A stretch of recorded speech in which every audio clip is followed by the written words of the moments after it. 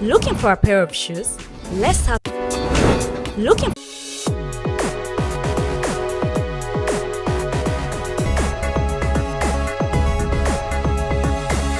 The alternative Digitalk. Real issues, real talk. Looking for a pair of shoes?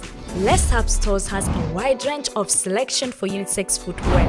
We have the best quality of all brands at pocket-friendly prices, and we make deliveries countrywide. Just place your order or reach us on 0772 08 0090. You can also check up at Let's Have Stores on all our social media platforms. Let's Have, craft your own footprints.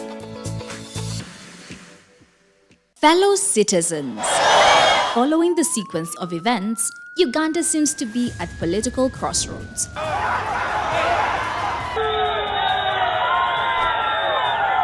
I'm not a servant of anybody. Madam, I know the law. As such, Alternative Digital brings you the Interface Show with retired Colonel Dr. Kiza Besuje. Let's keep on the same page on Alternative Digitalk, as he gives you the alternatives on the transition question, rule of law, human rights and freedom, youth inclusion in governance, economic stagnation, as he confirms. I'll be always here Saturday from 10 a.m. in the morning. Be there. Don't miss the live discussion on the Alternative Uganda, Digitalk TV Facebook pages, and the Alternative Uganda YouTube channel. Hi Rogers, can I ask you something? Shoot. What does corruption mean? Well, summarily, corruption is abuse of public power for personal gain or for the benefit of a group to which one owes allegiance. For example, when a public office is abused by an official accepting or soliciting a bribe. By the way, private people can be corrupt too, like bribing police officers to escape fines. Okay. So exactly how does that concern me? Well, do you pay taxes? I guess, yeah. What does that have to do with this? Everything. Because those taxes you pay are supposed to facilitate services you use, like water, electricity, roads construction, medicines in hospitals, name it. Okay, that is much bigger than I thought. But it can be stopped, right? Well, yes it can, although it may not be as easy as it sounds. And here is the reason why. Corruption roots are grounded in our country's social, political, economic, bureaucratic traditions and policies. So, what has kept it going this long? I mean, why don't we stop it? Well, the main reason why it has been here for so long is because institutions are weak, either as a result of poorly defined ethical standards of public service, weak administrative and financial systems, or ineffective watchdog agencies. What can we do to stop it? At a national level, we must focus on strengthening the independence and effectiveness of public institutions that fight corruption. At a personal level, we must commit to never giving a bribe. I promise I'll never give a bribe. Well, that's a great decision you have made. Me and you now have to spread this message to all our friends. If we all do our part, corruption will be no more. This message is brought to you by Alternative Digitalk.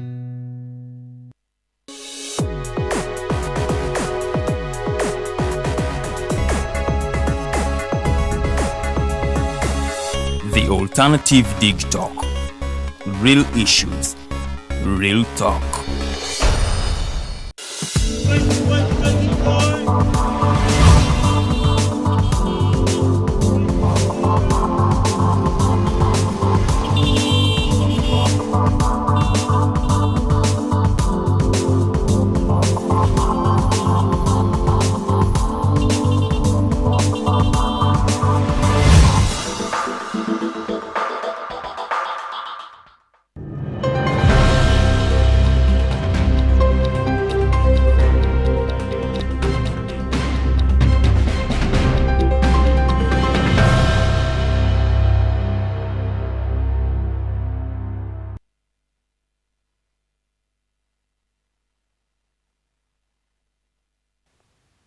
Good morning, Uganda, 18th May 2023. I welcome all of you to this edition of the Mighty Drive Show. My name is Edgar Matthew Karuhanga. We're streaming live from Lukuli, that is in Makindye Division in Kampala District in Uganda. Thank you so much for tuning in yet again to this exciting and thrilling episode of Digitalk TV. This Mighty Drive is always here every Monday to Friday from 8 to 10 a.m. We break down having a conversation with Uganda, thinking that things we talk about will, in some way or the other, change the mindsets of Ugandan, change the government of Uganda, and of course change how the system goes in this country. We believe that with a sound press, with an informed citizenry and an informed society, we shall be able to make informed decisions that will make Uganda a better place. So I welcome each and every one of you who is watching us. Those who are watching from as far as other countries. I have a friend of mine who is normally tuned in from San Francisco, that is in California, Mr. Kamoga Franklin Gooding. Thank you so much for always tuning in. It's always a pleasure having you on the show. And everybody, Mutale Farouk Hussein and the rest of the team who are always watching in the diaspora, and those who are watching from Uganda, thank you so much for tuning in this episode. Mwabaka twegatako njagala okubaniriza ku mukutu guno gwa Digitalk TV. Amanya nze Edgar Matthew Karuhanga okubanga nkuweereza ennaku z'omwezi tuyingidde 18 omwezi tuli mu Gwakutaano omwaka 2023. Bingi ebigenda maaso mu ggwanga era tugenda kuba tubinyumyako ne wabweru w'eggwanga. So tuula kalira kubanga Digitalk TV etuuse ne show you the Mighty Drive. Lunaku nga mbagambye lwakuna sabiti yino tutandise okubanga tugimaliriza mpola mpola obanga tugikomekkereza. Nga sinaba kutandika mawulire g'olunaku olwaleero muzikirize njagalize muwala wange era muwala wa mukwano gwange era aba muwala wange omukyala Mukose Amanthia Elizabeth. Njagala okubanga mwagaliza a happy birthday baby girl wange wuyo Mukose Amanthia Elizabeth. Happy birthday. Oyo mukyala agenda kufuuka omukyala ow'amaanyi, agenda kukifuuka naggwano, agenda kukyusa lino eggwanga. That name, Mukose Amanthia Elizabeth, shall be remembered. That girl will live a long life. So happy birthday. Kyasanyu okubanga otuuse ku myaka egyo gy'oliko, ogenda kufuuka omukyala ow'amaanyi agenda okukyusa lino eggwanga. Era olunaku olwaleero tujaguza amazaalibwa ga muwala waffe wano Mukose Amanthia Elizabeth. So happy birthday to you. Birthdays come once in a while. So omwana oyo kayogeyoge mu mbeera eyo yennyini. Andooza katukomaawo naye nga amazaalibwa amalungi. A happy birthday one more time Mukose Amanthia Elizabeth. It is your time to shine. Katuvuddeko kaawo katuyingireko ku mawulire agamu ge tubadde tulina mpola mpola gadde gatambula. Tutandikireko ku muliraanwa Kenya. Kenya ndooza mujjukira ndooza sabiti nga in fact giringa myezi nga 2 emabega waliwo dokita yakwatibwa pastor yakwatibwa, Pastor Mackenzie ono ng'akwatibwa kubanga yabuzaabuza endiga ze tuba tugamba n'azigamba basiibe era banaasibe bajja genda balabe Katonda. Oluvannyuma baalina mu ndooza in some forest eyo mu ggwanga erya Kenya. Kati bizuuse nti abantu abaafiira mu mbeera eno ey'okubanga abeerumya enjala okubanga banoonya Katonda oba omuntu kyayita okusiiba baweze abantu 226. Oluvannyuma olunaku lw'eggulu okubanga baaziikudde emirambo 15 mu forest eno oba mu kibira kino abantu bano gye baali bagenze. Bigambibwa nti nno yalagira abantu abagenda ku kanisa ye Pastor Mackenzie nti bwe banaaba baagala okubanga balaba Katonda basobole okubanga basiiba ate banaasobola kikola nga bali bonna ate nga basiiba mu forest emu oba mu kibira ekimu mu ggwanga eryo erya Kenya. Oluvannyuma twalaba nga tebyagenda bulungi, ebintu byafuuka ate bya ntalo, byafuuka bya buzibu. Olwatuuka nga tebakkiriza n'abantu bano okufuluma kibira kino kikugamba kyalinga akagenderere abantu bano okufiira mu mbeera eno. Kino nno kitujjukiza ekyali wano mu ggwanga erya Uganda. Twali mu mwaka ndooza gwali gwa 1999 oba 2000 around there.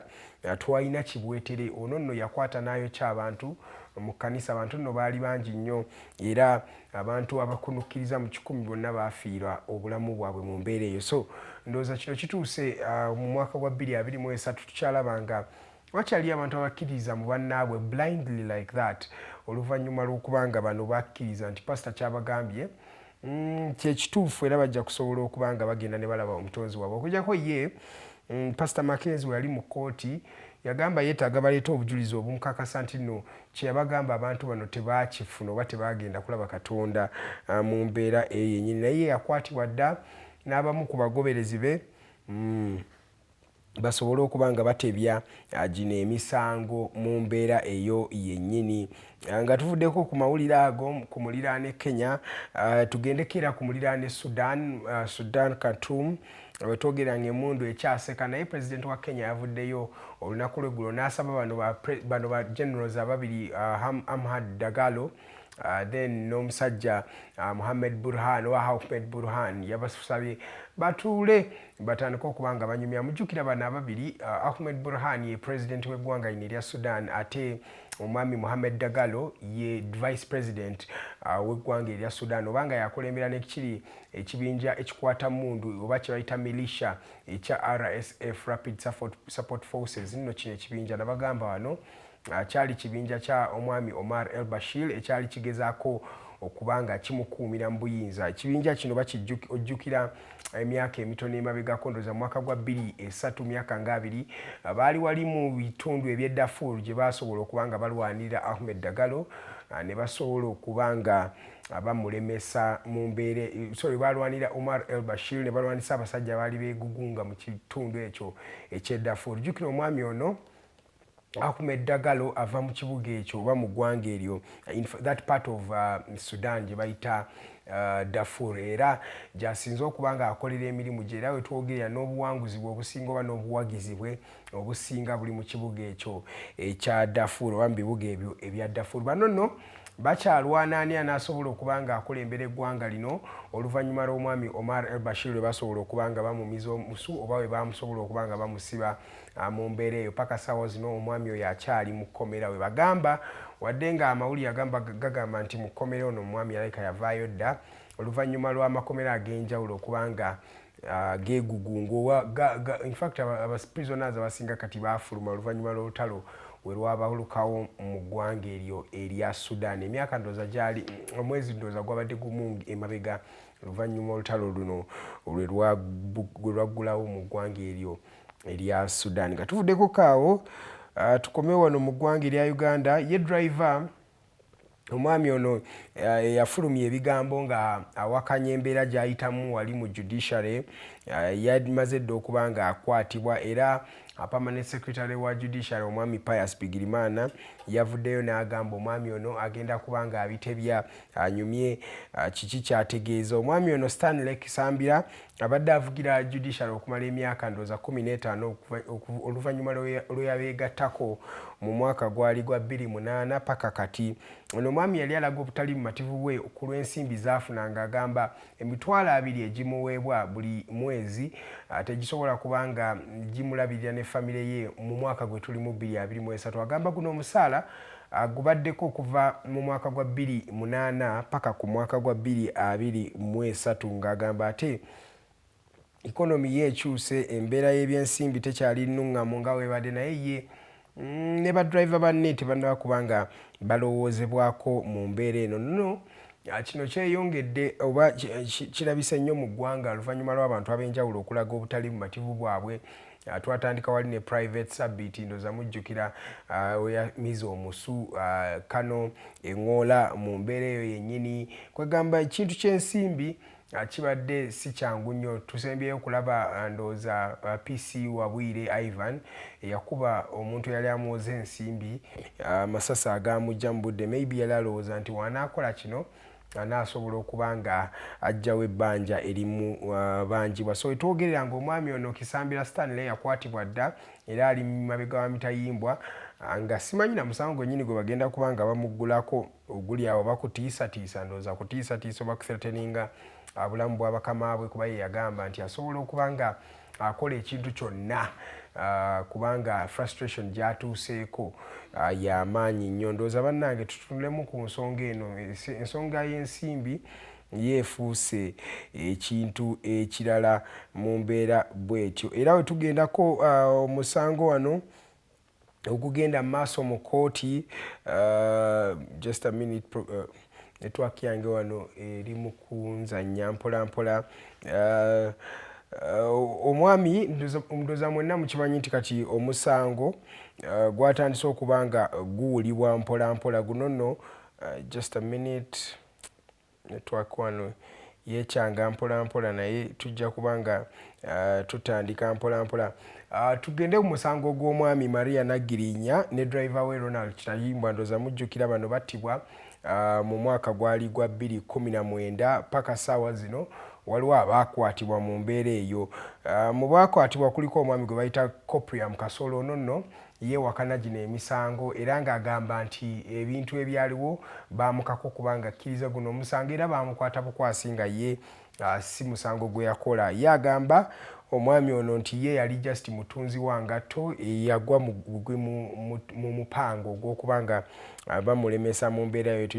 Yabotodde ebyama n'agamba nti baamusaba ssente $2.5 abapoliisi okuba nga omusango guno bagumujjeereza oba nga bagumuggyako. We yalema okuba nga afuna zino ensimbi kwe kuba nga akaligibwa mu mbeera eno yennyini. Yagamba ebyokutta Maria Nagirinya ne mu driver we Kitayimbwa teyabiriimu era tabimanyiiko yadde. Katulinde tulabe oba bino ebintu binaabanga kooti enaabikkiriza mu mbeera bwetyo. Tugenda wali mu Lake Kyoga, waliyo abantu babiri abavubi abafiiridde mu nnyanja eno olunaku lw'eggulo kya nnaku nnyo nnyo, naye kyekyo ekyabaddewo, abantu bafiiridde mu mbeera eyo yennyini. Ndowooza tugendeko mu byemizannyo kuba ndaba akadde kaakano akantwala kantindiggwa.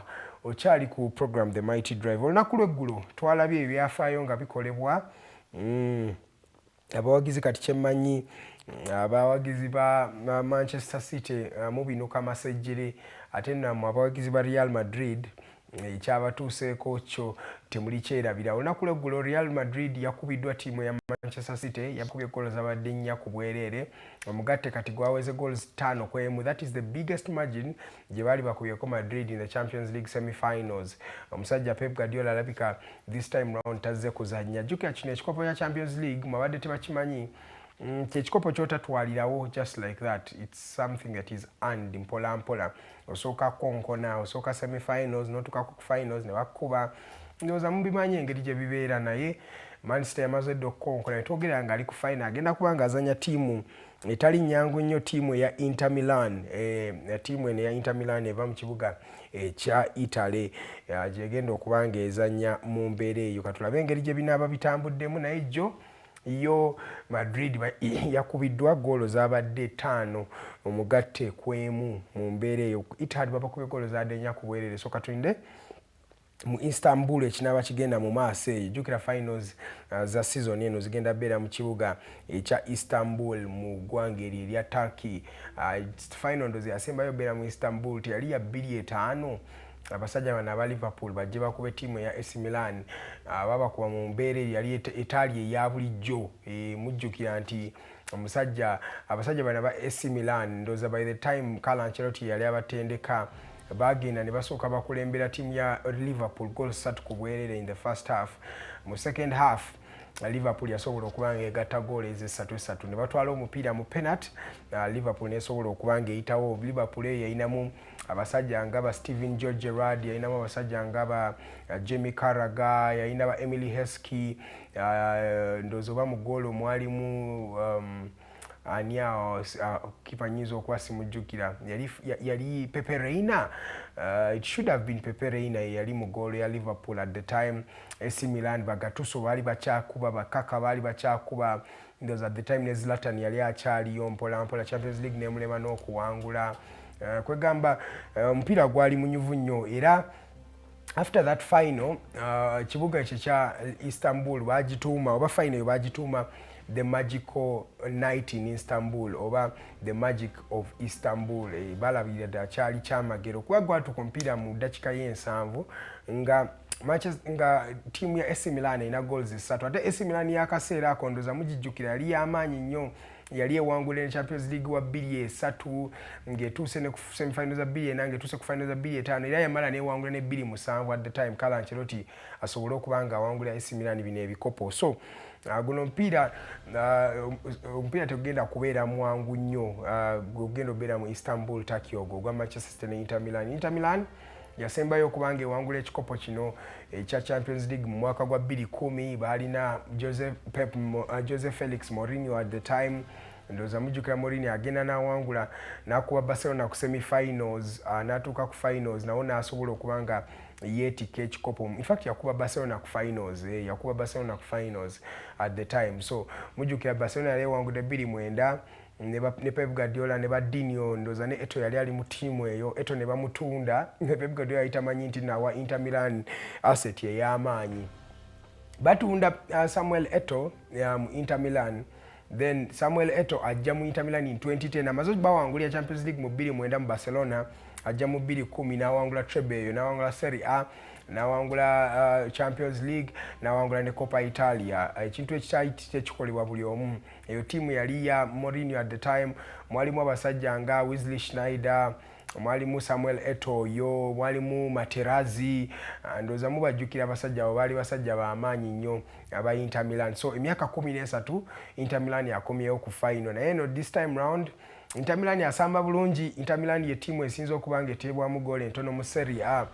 ne mu Champions League mwennyini in fact ono kipa waabwe Onana okuva mu ggwanga erya Cameroon wetwogereranga ina ndoza clean sheets 7 mu bipiira ndoza nga 12 eja Champions League kikulaga ki Inter Milan akuumye clean sheets defense ennungi nnyo ate ayinamu ne bannamukadde ba Edin Dzeko ayinamu Henrik Mkhitaryan ayinamu ani Romelu Lukaku bisajja biri awo ne byonna bikuba so wadde nga Manchester City yakubye Real Madrid tegenda kubeera muwangu nnyo ngezanya Inter Milan katugende tulabe engeri gye binaatambulamu mu mbeera eyo yennyini Inter Milan yakubye AC Milan okubanga amujjamu in fact ogamba omupiira gwa Inter Milan webezanya AC Milan bagamba Inter versus Milan so Inter yakubye Milan zawadde goal zawadde 2 ku bwereere netuuka mu first leg in the second leg yabakubye goal yaddemu ku bwereere so omugatte gwadde gwa goal 3 ku bwereere nga bakwa tiimu eno eya AC Milan so tugenda kulaba omupiira ogenda okubeera omunyuvu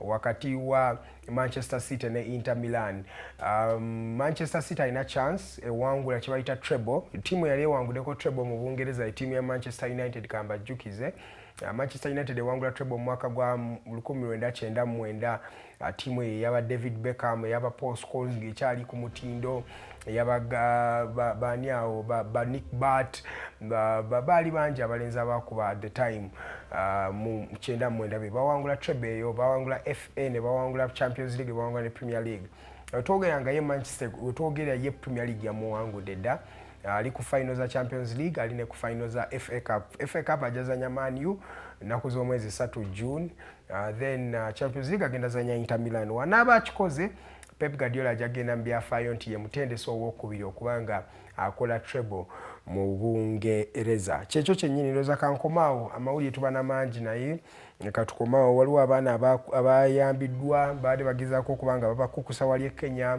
kwegamba amawulire go mangi nnyo naye tetusobola kubanga tugamalawo olunaku lwali tulina Mahoth Rong ono nno mwami ye president wa South Sudan Students Union in Uganda ekitongole ekitaba abaana abava mu South Sudan oba abasomi abava mu ggwanga erya South Sudan nga bali mu ggwanga lino erya Uganda tugenda kuba tunyumya ku nsonga nnyingi naye wano era temuzisubwa. Let's go for a short commercial break. Tukomawo Mahoth Rong agenda kubeera wano nange paka ku ssaawa zijja kubeera 4 ez'okumakya.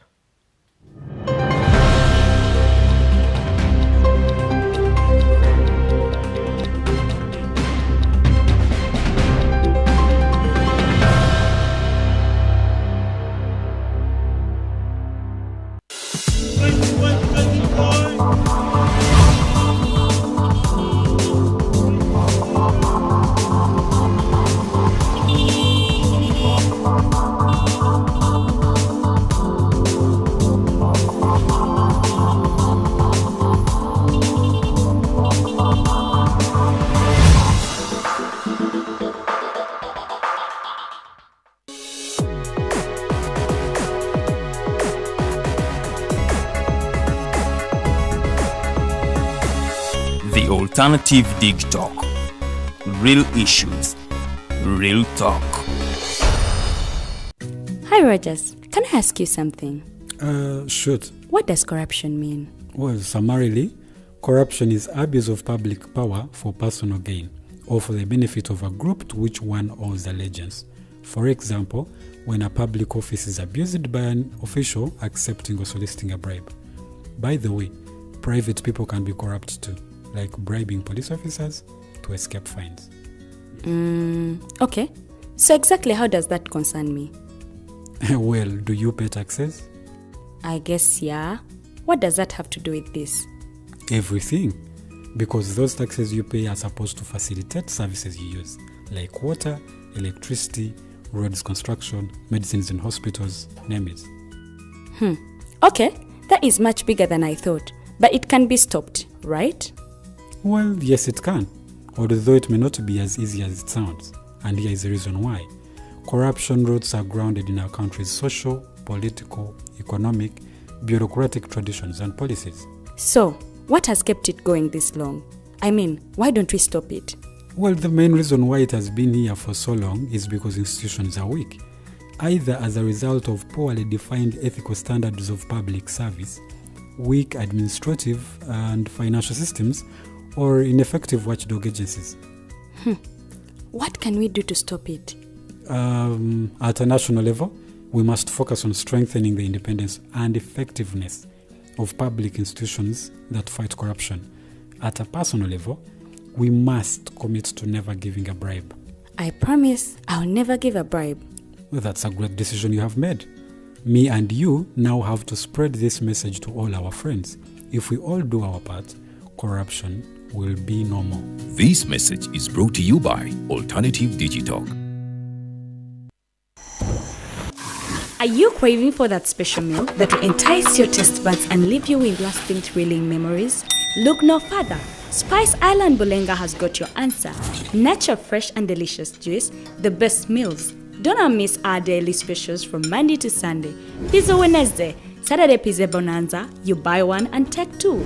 Come dine with us and feel the experience. We are located at Prime Shopping Center in Bulenga, Mitiana Road. For inquiries, call us on 0704111720.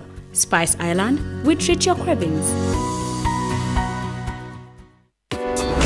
Looking for a pair of shoes? Les Hub Stores has a wide range of selection for unisex footwear. We have the best quality of all brands at pocket-friendly prices and we make deliveries countrywide. Just place your order or reach us on 0772 080090. You can also check up at Les Hub Stores on all our social media platforms. Les Hub, craft your own footprints.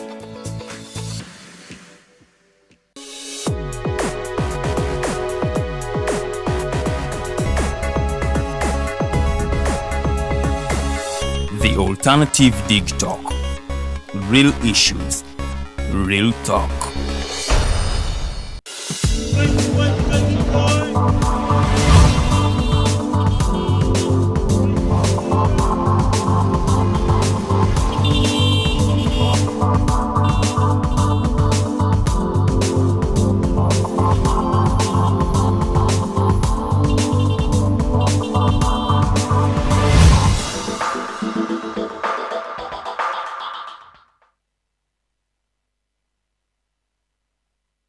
Welcome back from that short commercial break. You're still watching Digitalk TV. My name is Edgar Matthew Karohanga, and this is the Mighty Drive Show. Happens every Monday to Friday, 29 minutes past 8 a.m.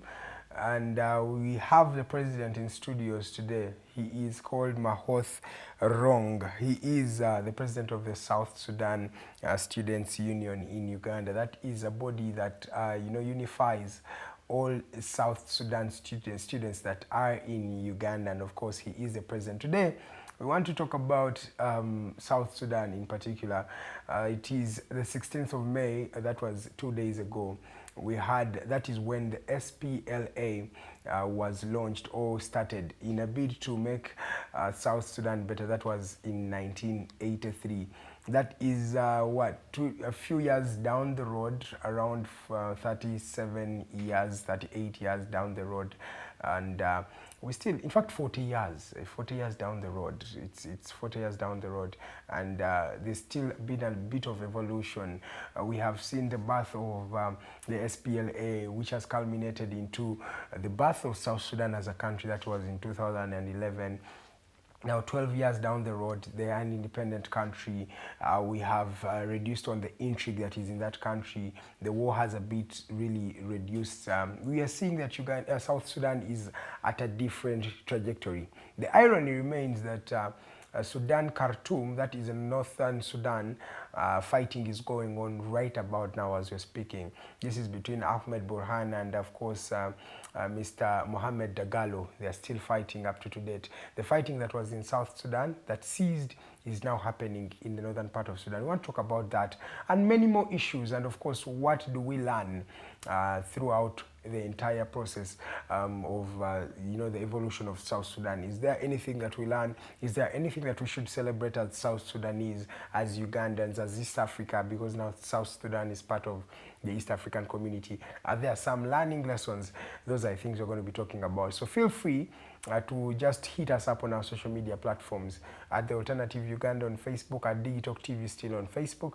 Send us a direct message, comment, and I will be reading your messages subsequently as we continue with the show. But without any further ado, allow me welcome the President. You're welcome, sir. Thank you. Thank you very much, my brother, for having me and for actually the nice introduction. Of course. Thank you very much. How is Nkumba University? Nkumba University is nice. We are heading for an examinations, the end of semester examination on 22nd. That's next Monday.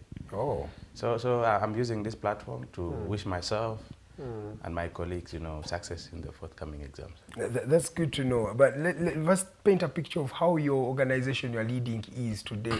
How is the South Sudan Union in Uganda? Thank you once again. First, before I paint the picture of what South Sudanese Students Union Uganda is, yes, allow me to register my profound thanks and gratitude to this house. Yes. I came to know this media platform when I was doing my campaigns. Okay. And it has now become, part of me. I belong to the house, and the house belongs to me as well.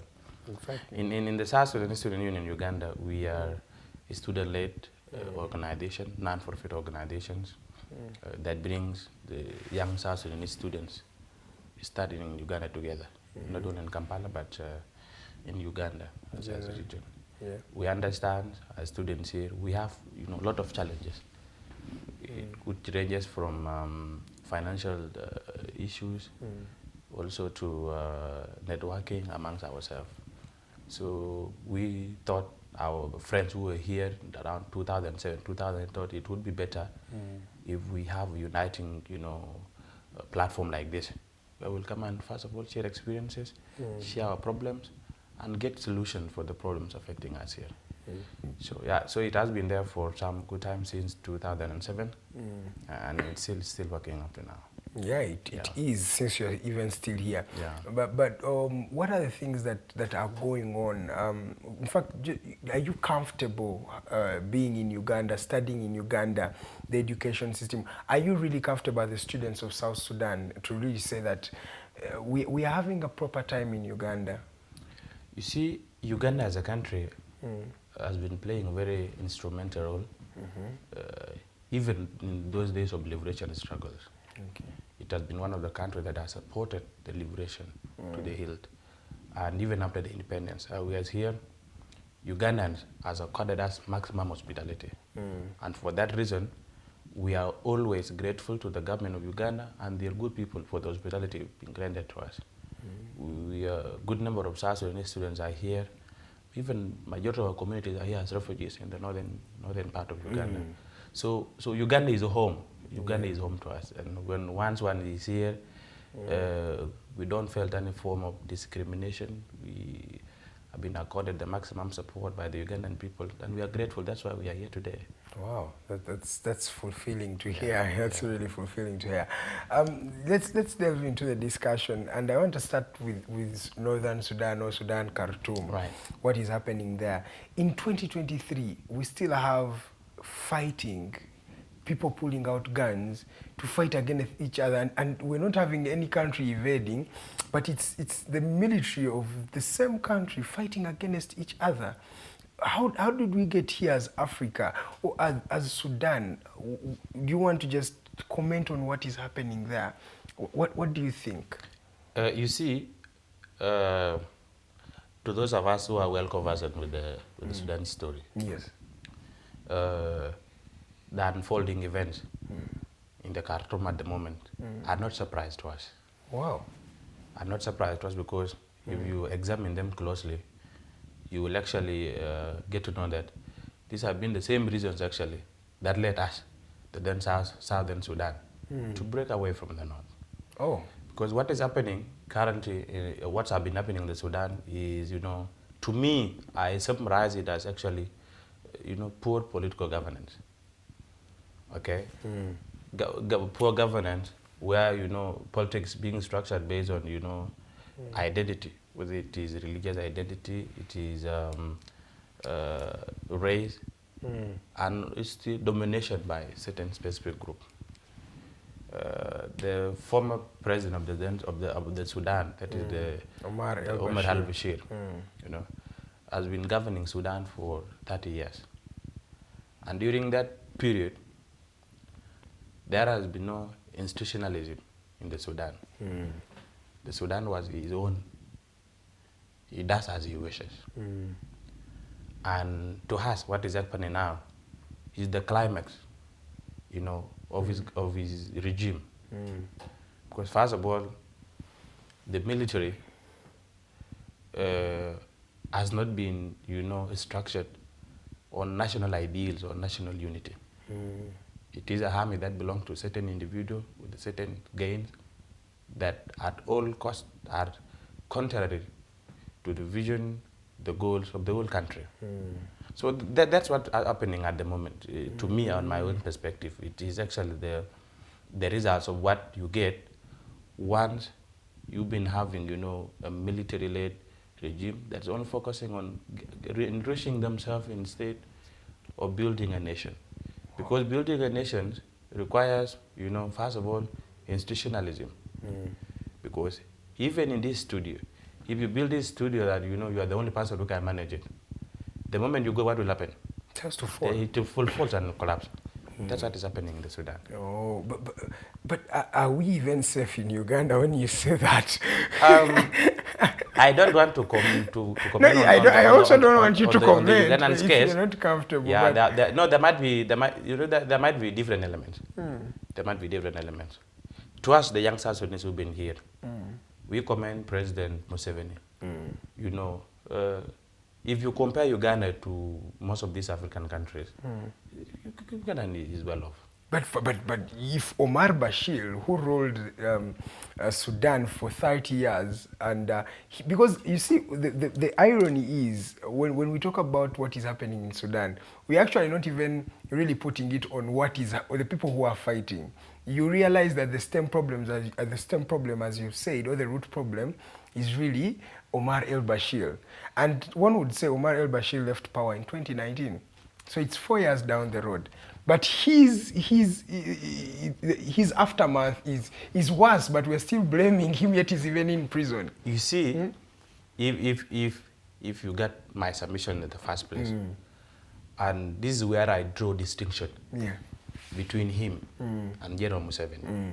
The distinction here, the time might be the same. The time is more. Yes, the time Umar has spent in the Sudan and the time General Museveni spent here. But then there are elements in you looked at the government issue, you looked at the military, and you look at also the economy. So the issues here around Uganda here in these three areas, the military, the government, and the economy, is quite different from the Sudan, and that's where our blames for Bashir comes in. We are not trying to say maybe everything is okay here, okay, but then I'm trying to draw comparison and distinction between the two. You're just being good, and it is okay. You're trying to be good, and I understand where you come from. But then let's talk about the actual fighting. isn't it just shaming for people of the same country to be fighting, the same army to be fighting against each other? And they're killing each other, and at what cost? Like, why can this happen? And people are just comfortable. We thought we are past this. My brother, it is not just a shame. It's a great shame. Yes. It's a great shame. And if you know what is actually happening in the Sudan, I mean in the Khartoum, the capital city. Yeah. It's a shame. It's very bad, and this is not what we've been looking for as a region or even as a continent, Africa. Okay. And I want to use the opportunity to appeal to whoever is outside there, that, you know, who is having a hand, you know, to first of all cease fire and get a table, you negotiate, you know, have a conversation. What are the issues? But then again, if you looked at this now, there are people also are taking advantage of this, especially the so-called superpowers. Okay. Of course. Looked at what is happening. The IGAD is advancing for and is calling for, you know, a peace-led negotiation that will be led by the IGAD. You recall, they directed the president of the Republic of South Sudan, His Excellency General Salva Kiir Mayardit, you know, together with his counterpart in the Kenya and Djibouti, you know, to engage the authority in the Sudan, the two generals. But again, look at what is happening. The US is coming with another piece together with the Saudi Arabia. So which platform you know, are we rooting for as the Sudanese people? Okay, are we listening to what IGAD is saying, or we are listening to what the other Western world is saying? Look at how you know, the proxy is coming in. But the Western world has helped you. Isn't it even the ones that brokered the deal between you and North Sudan at the time? We appreciate that, okay? No, they gave you independence. We appreciate that. But then if the region and the continent is having the capacity, okay? Yes, why can the US also come through the region and the continent? Why do they want to come the other way around when the region has prepared a ground for negotiations? The region has brought its own solutions that work for them, but also America is bringing their own solutions. So are you telling me America is coming with a solution that will only work for America? No. We are immediate neighbors to these people. We are actually the same. You are the same people. We know what is affecting them, like the peace that we have currently in South Sudan. It was negotiated by Omar al-Bashir. Okay? When the world was giving up, the US and the likes were giving up, Bashir said no. General Salva Kiir and Dr. Riek, come to the table. What is it? Okay? Yeah. Because he knows much better, you know, the prevailing circumstances around. When we are in this house, we know the corners of this house, and we can know actually what can we do to make this house look good. Okay? So it's quite, you know, disgusting that our friends would want to use the situation in Sudan, you know, to be of some gain. To capitalize on it. That's very, very, very unfortunate. For themselves. That's very unfortunate. Because whatever mistake they will do will have, you know, a spiritual effect to the common Sudanese people, who are the ones suffering now. Okay, I understand what you're saying, sir. But how do you think we can solve this particular issue? What is your solution practically to really end? Because now it's a month, and that's how we can go. My solution is a regional-led mediation. So let's have Ruto, let's have Museveni, yes. Let's have Samia Suluhu from Tanzania, yes. Let's have Salva Kiir yes. go and talk to the two generals. We are not trying to isolate ourselves from the international community, but then if there's any support from them, okay, it should be a support that is meant to support the existing effort already. Not to just come and dictate what should be done. Yes, because what's happening in the Saudi right now, okay? Because there is a peace, you know, negotiation that is being backed by the US outside there. So they are actually telling us that the region cannot do anything, okay? Practical. So they are undermining the regional effort, which you know will also have subsequent effect at the end of the day. Okay. Yes. I understand. So let's delve into the discussion for today. A year was 1983, around 16th May, and the SPLA was launched. Just paint a picture for us. What was there before that led to the formation of SPLA in the first place? You know this particular day, the 16th May. Yes, please. Is very instrumental day in our country history, but then not only for the past, but it also give us reflection on what we can do in the future to move our country forward.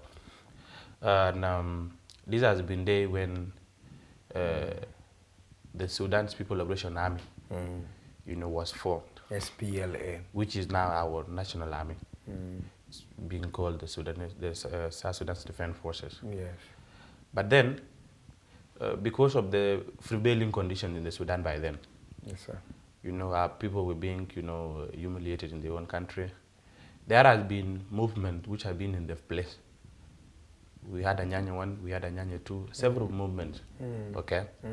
But then, because they did not succeed, at times... Who were they fighting? Just to paint a picture for someone who does not know what really happened. We were fighting the then oppressing government of the Sudan. Because... By then it was a unified country. It was a unified Sudan. Okay. Okay, it was a unified Sudan. Yes, please. Sudan is a country, that, it was then the biggest country in Africa in terms of landmass. Very big. Our population is very diverse in that we don't have a common, religion.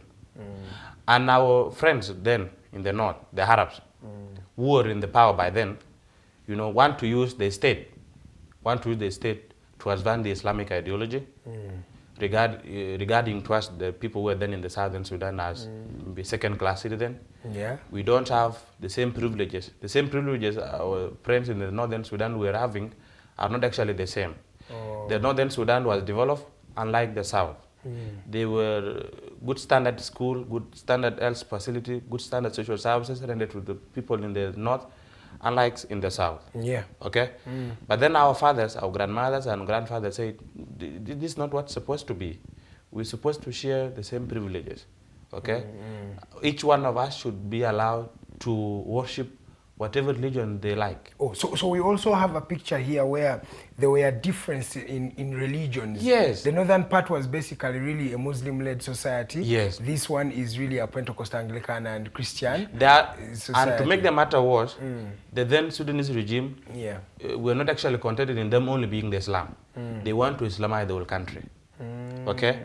They want to Islamize the whole country. Yeah. Like in our villages, then if you are maybe a Christian, you will face a lot of difficulties. Of course, difficulties at some point you will be killed just because you're a Christian. Because you're a Christian. So barbaric. Yeah, and even in the government portfolios, okay, the Southerners were not allowed to have good representation in the governance.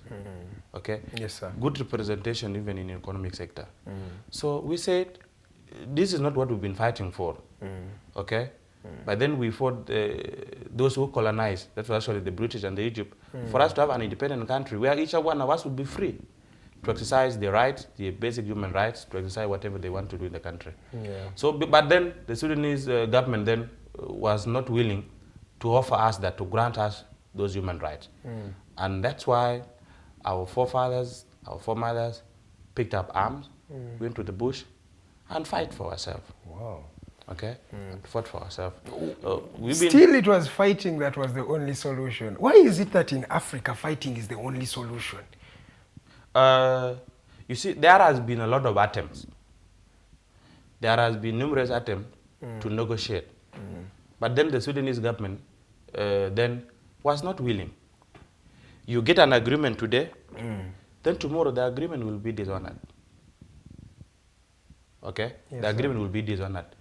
Then as a person, you will not go to the same house there you've been humiliating, because you will face the same humiliation. Of course. So the only viable alternative then was to go to the bush and protect ourselves and demand for our rights. Okay. One of those rights is to grant for South Sudan a right to self-determination, for us to be independent. Okay. So that culminated into a peace agreement known as the CPA. That is the Comprehensive Peace Agreement that was signed in Naivasha, Kenya.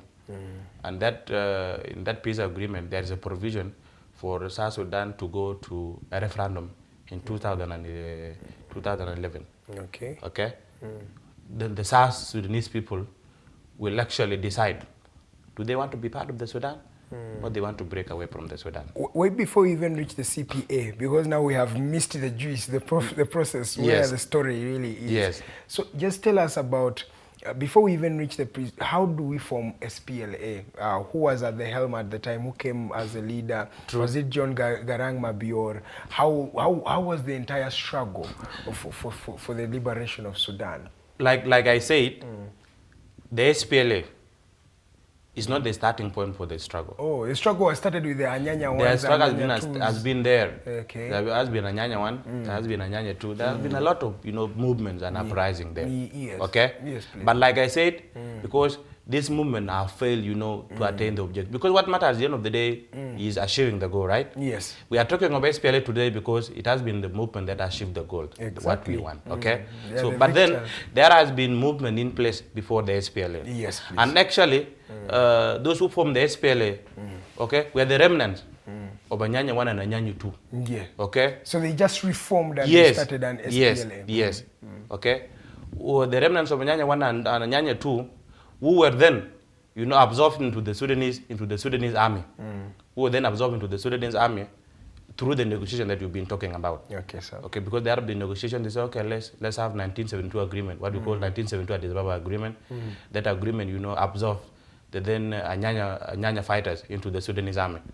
But then still in the Sudanese army, they faced the same challenges that they faced earlier. Oh, so they actually had tried to assimilate. Yes, yes. But still the discrimination happened. Still the discrimination happens, the killings happens. The people of South Sudan is not enjoying their basic human rights still there. Okay? Yes. Then a group of generals then attacked the Sudanese army then in Bor.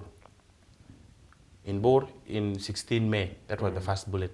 In Bor. Bor is one of the states, the headquarters of the Jonglei state, one of the states in South Sudan. Okay. Okay?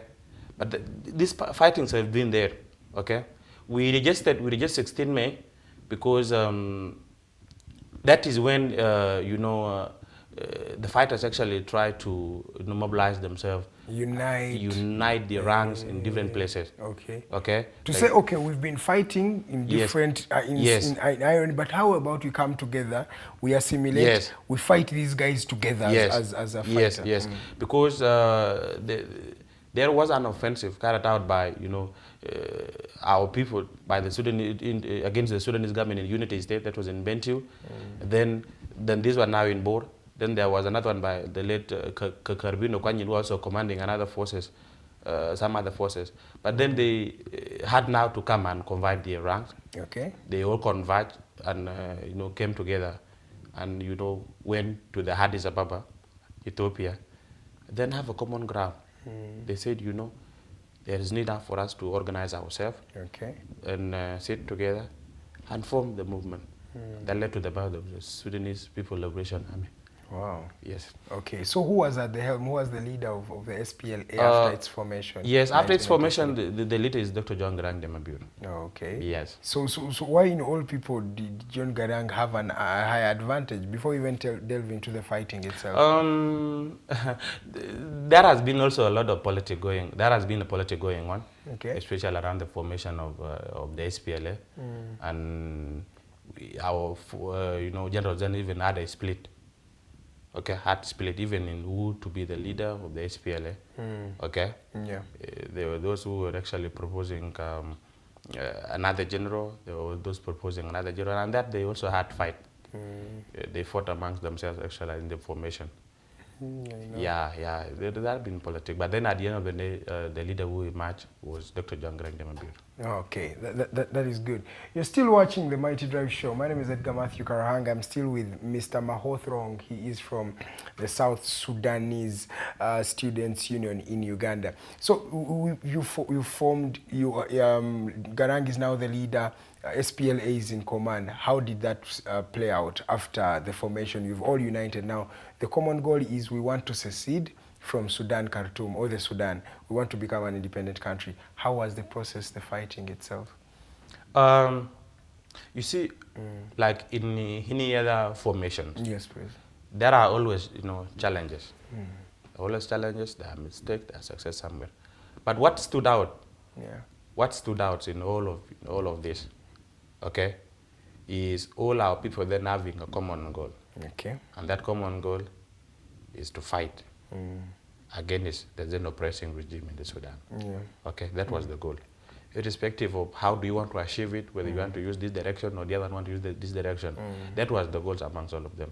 There have been challenges. There have been even fights amongst themselves. Yeah. So, but then what inspired us, especially with the young people, is the determination and the courage. Okay, the determination and courage for these people to get for us what we have today. That your parents had. Yes, and that is what we're actually rooting for, and the reason as to why I'm in this studio, you know, to also encourage ourselves, especially the young people, to pick up the same spirit that our parents had when they were fighting the then oppressing regime in Sudan. And you want them to carry arms? I don't know. No, no. Yeah, please be because there are some people who are trigger hungry.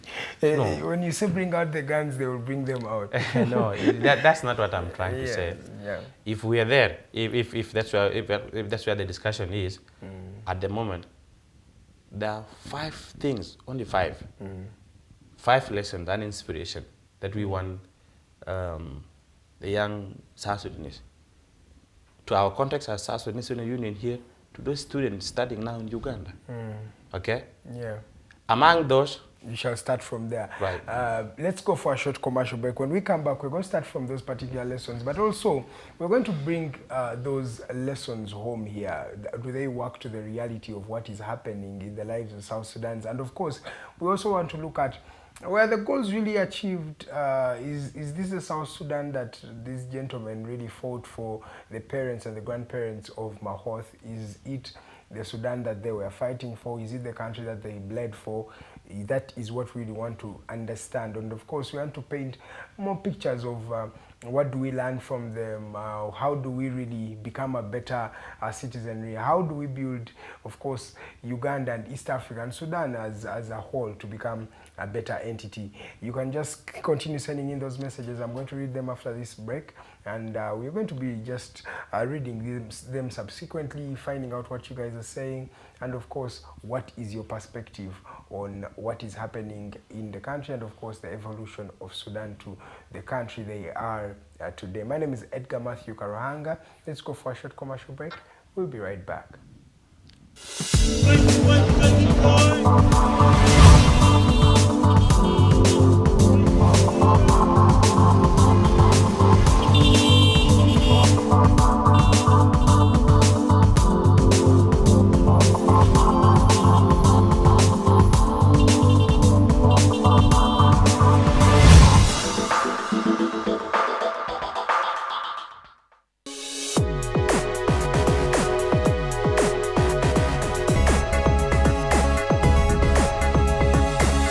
The Alternative Digitalk. Real issues, real talk. Fellow citizens, following the sequence of events, Uganda seems to be at political crossroads.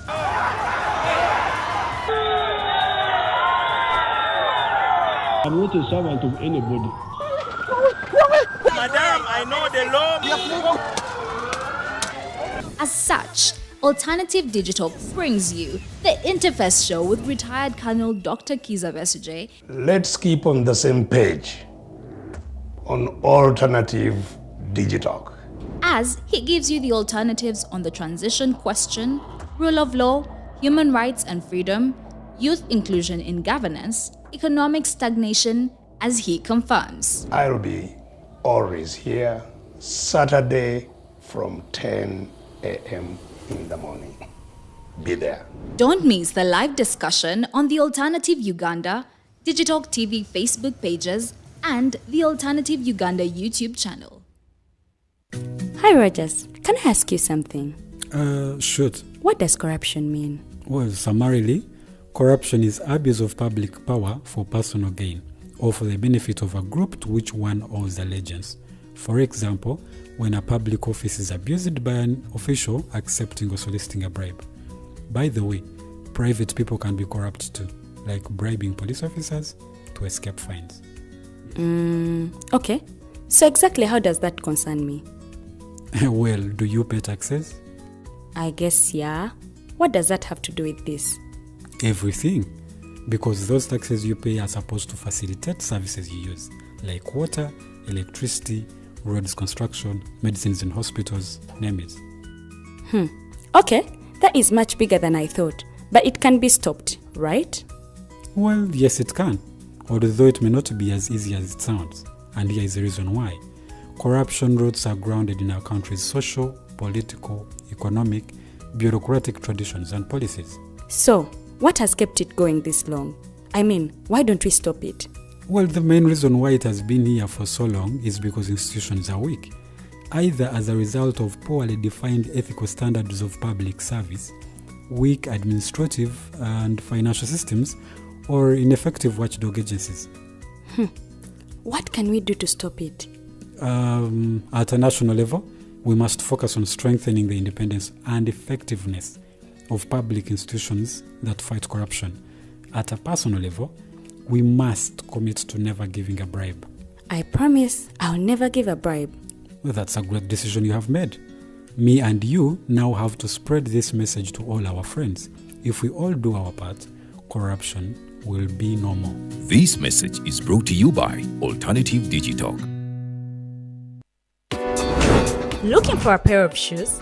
Les Hub Stores has a wide range of selection for unisex footwear. We have the best quality of all brands at pocket-friendly prices and we make deliveries countrywide. Just place your order or reach us on 0772 08 0090. You can also check up at Les Hub Stores on all our social media platforms. Les Hub, craft your own footprints.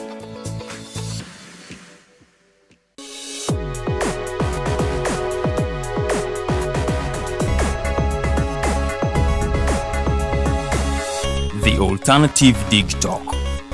Real issues, real talk.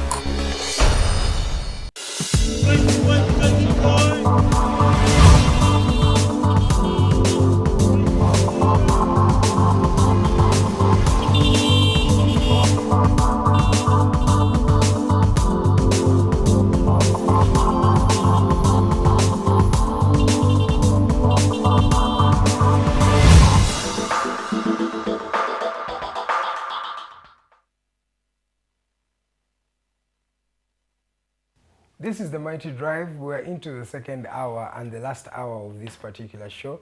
I'm still with Mahoth and we're talking about the issues of South Sudan. As you know, 16th May 1983, that was the launch of the SPLA, a movement that fought for the independence of South Sudan up to when they achieved this in 2011. The unfortunate bit that not everybody who started the struggle was able to see it to accomplishment.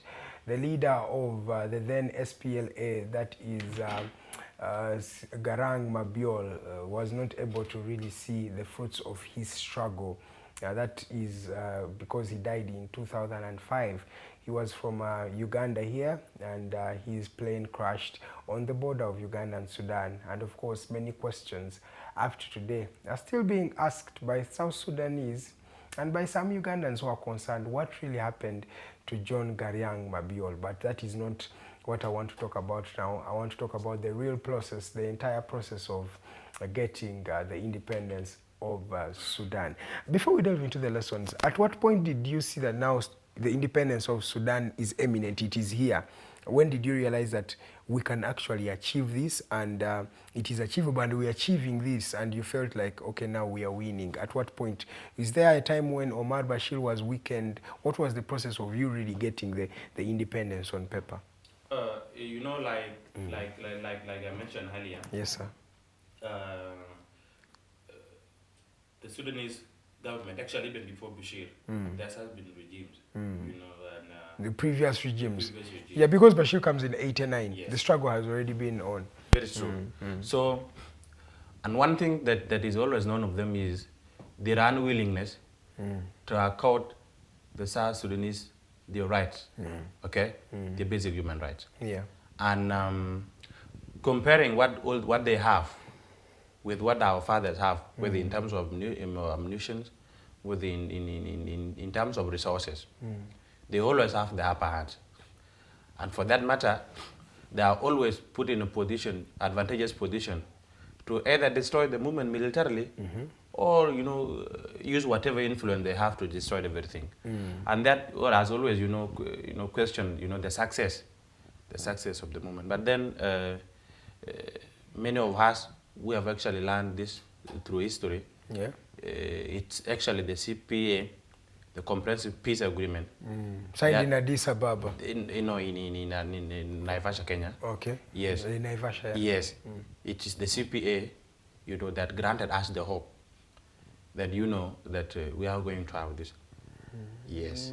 That granted us the hope that, this is viable. It is viable and it is coming to work. Oh, yeah, because the Sudanese president, then Omar al-Bashir, assured his counterpart, then the Dr. John Garang and those that were with him, that he is willing to implement the CPA in both letter and spirit. Yeah. Okay. And we knew once we have given the opportunity to decide through the referendum, definitely we will massively, go for the separation, which we did. More than 98% of our population opted for the independence of South Sudan. Yeah. Which was the obvious thing. Which was the obvious thing. We were also afraid that, maybe Omar al-Bashir, the Sudanese government, may refuse to recognize the results of the referendum. Yeah, they may refuse, and because he had influence, then he might, influence the region and even the non-community not to recognize the referendum. But then Bashir courageously, acknowledged the results. And so Bashir will actually be remembered in the history that he actually brokered the deal for he is the for first independence. person. He's the first person to recognize the independence of South Sudan. Oh. Yeah. So that guy has, a very good space in our country history. Yes. You can actually even welcome him after he's from prison. we like I said, the CPA was signed, under his supervision.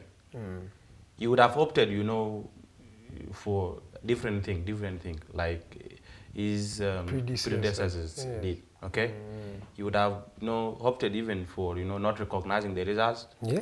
Like, I think nothing would happen to him like what happened to the previous regimes as well. And still, even in the wars that South Sudan were in after 2013, he played a very instrumental role in the peace agreement that we're having right now, like I said in the beginning. Okay. When many leaders around the world were actually giving up, Bashir stood his ground and said, no, you guys should come to the table and have a conversation. What's really going on? Okay. And he asked what it takes. Yeah. We are here at the moment, yeah. You speak up, you've even mentioned that you had post-wars, after gaining independence. Right. We had Riek Machar and Salva Kiir pass it out. The most vivid incident was that moment when they were in the office and they started to fight out of the That was soldiers. 2016. That was even 2016. Yeah. Wow. Yeah. It has been a long process. But we thought that after the independence, everything would be done and dusted. How did you come to the fighting in the aftermath of the independence? I think to me, nation building has got a lot of challenges. Like as a person who's been studying Uganda here, I still remember how Uganda struggled, to be where it is at the moment. We are struggling. Yeah, because at a younger stage, there are always conflicting ideas. Exactly. There are those who want the country to take a certain direction, and there are those who want the country to go a certain direction.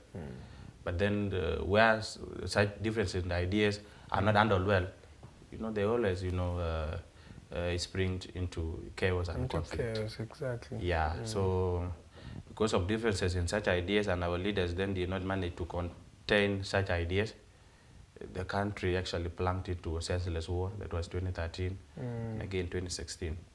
But as I'm speaking right now, they are on board. Peace agreement is in place that brought all the conflicting parties together, and they are implementing it. So I'm sure we're not going to see any more fighting in Sudan, because we also have another issue in your country, that there are a lot of guns. Okay, we also have our guns here, but there are many guns. You can even get a gun on the street in that is. How do we talk about peace when we have an environment that is still like that? We still have armed soldiers who are not being paid, but they have guns in Sudan. that is what happened when there has been, conflict. Conflict always provide conducive environments for elements, that encourages violence. Such elements include guns, chaos, killings, and everything. They are there. I don't want to dispute that fact. Guns are into the hands of civilians, and they always want to use, such guns against themselves. Might have a gun here, I'd want to use it against my neighbor. Maybe exactly. I want to go and loot it. But what I call here peace is, if you've been following the issues in the South Sudan very well, especially after the aftermath of 2013, 14, 15, 16, yes. There has been full-scale conflict in that you cannot, even movement from Uganda to Juba by then through road was very difficult. Yes. And, but that's not the case now. There is peace, there are no full-scale war. What we refer to as full-scale, because they have been fighting between the president and his former deputy then, Riek Machar. Each of them was having their own army, and they were fighting against themselves. Yes, fighting against themselves. But then the two are on board. Okay? Riek is now the deputy to the president, the first deputy to the president. So there are no full-scale war where they will say this party is launching a full-scale attack to the other one. They are even in the process of unifying the army. Okay? So, and after that, the government might take an initiative of, disarmament. Even these efforts are ongoing. Where if you want to have guns, yes, you must register yourself as a professional army. Then you'll be part of the army. So we are saying there is relative peace at the moment because there is no such scale wars like it used to be in 2013, 14, and 15. That's why we're saying there's full scale war. But such elements of, civilians having guns, unauthorized individuals carrying ammunition, they're still there. Yeah, I've known that. Yeah. But also we also have another challenge, before we even delve into the lessons, challenge of journalists. It's not only in Sudan, by the way. In Cameroon, journalists are being battered. Here in Uganda, we are an example of people who have been arrested because of the press and the media. And the journalists have been battered, arrested. The recent one was the one that captured the video of Salva Kiir, unfortunately, pissing on himself, which may have been a health issue. But what do you think journalists should do to really do their job in South Sudan in a way that is really in a conducive manner or a decent manner? I will only, talk in the context of South Sudan. Yes. For us, our country, we're struggling, to attain what we ourselves refer to as, a stable democracy. And it's struggling, transiting from all what we've been through to a democratic state. Of course, I've got challenges. Yes. And such challenges are, amongst others, are also being faced by journalists. Yes, please. The people that are actually in the government right now, these are generals that have been, in the bush. Yeah. And they are warlords. They are warlords, and they might not be, well equipped, with criticism. They are known. With positive criticism. And in such cases, there are always, arbitrary arrest being, carried against the journalist or even any other person that is having different views towards what you have. So such incidents, and they are isolated cases. I believe they are part of the process. They are part of the process, and we shall overcome that. Because right now you're in the baby steps. Whether you accept it or you don't. Yes, we are. So when you're in the baby steps, there are those things. Because now because the system is, when you get independence, you first fight for your independence. Right. Then after, when you enter there, then you also have to fight to really understand which ideology are we following. Because there are some people who are fought, they have egos, they feel they own the country. You also have to fight against them. To start seeing a country that is thriving, that will take time. But let's delve into the lessons that you want young people to delve from your grandparents. What did your grandparents do different that these people should learn from? What are the learning lessons from the whole experience of the birth of the new Sudan? Thank you very much. You see, whatever we're going through today as a country, it does not, negate the fact that our fathers did a great job. Yes, they did. They fought courageously for us to have an independent state, which is now the Republic of South Sudan. Yeah. To me as a person, always I say, these guys have done their best. They have done the best they could. Yes. Whether they are doing the right thing or not at the moment should be another question. Yes. But they did their best by getting for us the country. Exactly. We now have the country. Some even lost their lives. Yes. Exactly. Most of them paid the ultimate price, you know. And that's why I want to take the opportunity also to, you know, to pay tribute to, you know, to all the heroes and heroines to, you know, sacrifice their life just for us to have a country. Like I said earlier, the movement did not just start with the SPLA. It has been there, okay? It has been there, and that means a good number of people have, you know, sacrificed their life even before the SPLA. It still comes to the SPLA. So we as young people, yes, please, on behalf of all the South Sudanese students studying in Uganda here, we pay tribute and immense salutations to all our heroes and heroines who sacrificed their blood for us to have a country. 100%. We say thank you so much for what they did. What remains now is also our job. Yes. Okay? And that's where the story, the lessons that we can learn from these significant days. That's why I'm here to also tell our students that much as the country might not be doing well at the moment, but then as young people, we also have, you know, what it takes to also contribute towards the role. nation building. It's our role. It right? is your role now. It's our role. Because now you've taken the mantle from your parents. Because in whatever case, what's happening in South Sudan, whether Yes, it is fighting, whether it is tribalism, whether it is corruption, whether it is what, you will get young people, you know, at the center of such issues. Yes, please. So one of the very lessons that I want us, the young South Sudanese, to learn from this, you know, is the sacrifice and determination. That for you to be able to effect change, you must sacrifice. Okay? It must sacrifice. Yeah. Okay? It might not be at the same manner like our father did, because our fathers, the only direction that was viable to them by then was gun. Yes. For me now, I want even to eliminate guns in all the equations. Gun will never be useful right now. Because we've seen what guns can do. Yes, yes, okay? It was only viable at that time. But then the element of sacrifice and determination is what I want our young people to emulate so much, okay? It can be even sacrificed at your own academic studies.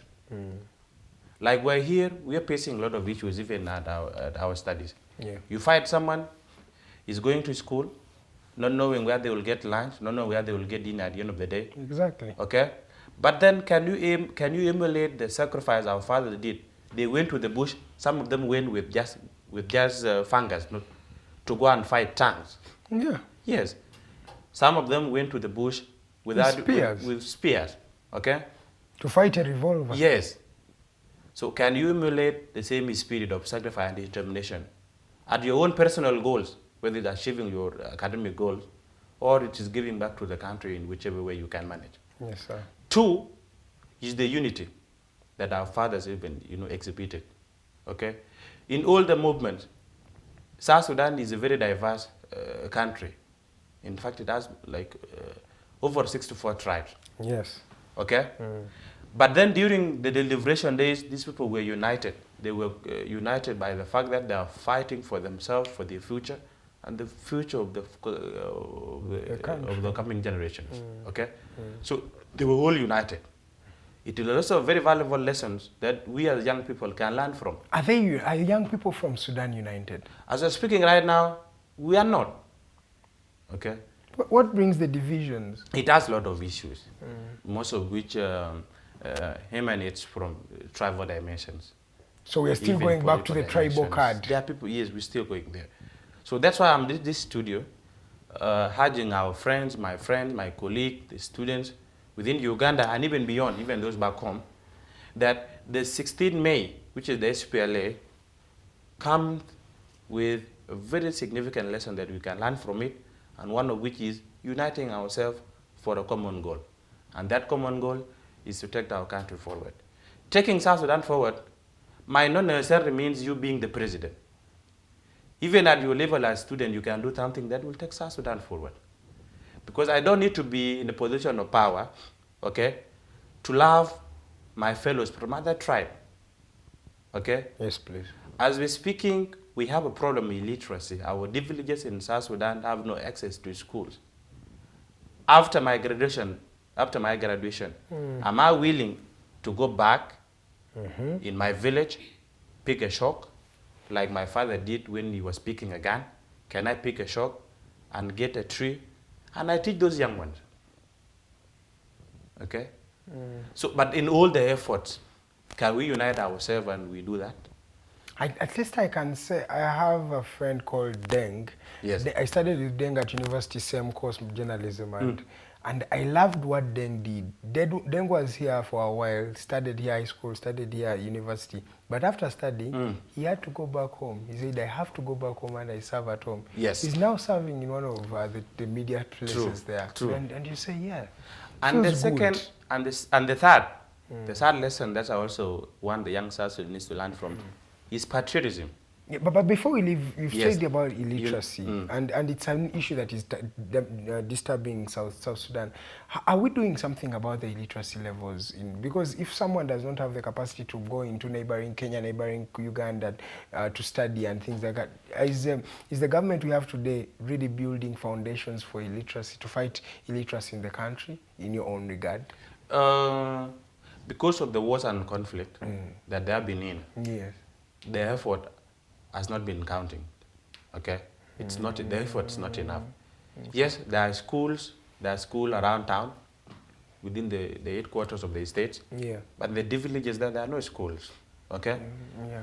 But then even the schools around town, are they up to the standard? That's the question. Are they up to the standards? Because and is everyone accessing such schools? Okay. Is it access to everybody, is or it a accessible to everyone, or only few that are privileged? Okay, this is what I'm talking about. Yes, please. Yeah, this is what I'm talking about. So to me, it has not been enough. More effort need to be done, not only by the government, but even by our own self. We the citizen ourselves. Because you find in the context of girls' child education, you may find the school might be there. The school might be there, but the parents are not willing to send that young girl to school, okay? Just because they believe education for girl child is useless, okay? So when I talked of illiteracy, it actually comes with a lot of factors within it. There are many different variables. Yes, that my point here to the young people is the unity that was exhibited by our fathers and fathers during the liberation struggle is enough, to inspire us. To do the needful. Okay. Okay? Yes. And one of those is what I mentioned, which is the illiteracy. Illiteracy, yeah. Yes, yes. Fighting illiteracy here does not necessarily need you to be, at J1, which is our presidential palace. You don't need to. Okay? It is our role as a society. It's a societal role. Okay, much as the government, has got, upper hand in driving this effort. Yeah. But then if it is not being, complemented, by us, it would render minimum success. Exactly. Yes. Yeah. That's why we even still have minds who think that a girl should not go to school. Right. Yes. Yeah. Because it's a societal issue. Yeah. And another lesson, very valuable, that we can learn from the SPLA Day is the patriotism itself. Okay. Okay? Are the young South Sudanese students patriotic enough? Are they patriotic enough to give back to the South Sudanese struggling communities? When I talk of patriotism now, the love, we have for South Sudan. Okay? What shows that you love this particular thing? Okay? Yeah. It's not sometimes what you say, but then what you do, the action, right? What the you action, do. okay? Exactly. Like, for instance, if you go to social media, if you go to other media platforms, once you type South Sudan, you will get answers that are more of negative. It is corruption, it is tribalism, it is wars, fighting. It is exactly. There is a narrative about South Sudan. But let me tell you, there are very much interesting topics, that the region can get from South Sudan. Like what? First of all, we have very rich cultural heritage. True. Very rich cultural and you have protected it up to today? It is there. It's there up to today, that's true. So I want to use the SPLA Day to tell our young South Sudanese students outside there that whenever they have the opportunity, we need to brand our country positively, not negatively like it has been. Yes, please. Okay? Branding it positively means we have to tell the world that we have got, talent. Recently, our national basketball team did a very wonderful job. Exactly. Okay? That's the talent we have. We have very good cultural heritage. And you have many even players who are playing for different countries, Yes. unfortunately. Okay? But they are You from talked of Sudan. agriculture. Okay? More than 60% of our country, land is arable. That means it can grow, anything can grow in that. Sudan, wow. So we use the SPLA to tell the world that we have such things in our country. Even the resources. We have not only the oil or the petroleum that we've been talking about, we have other things. So when I talk about patriotism, these are the things when the young South Sudanese students get opportunity, these are the things we should speak out. Not telling them, for me, I'm from this tribe, for us, we don't like this person. No. Those are our internal issues. I know they're there, but we need to discuss them at the internal level.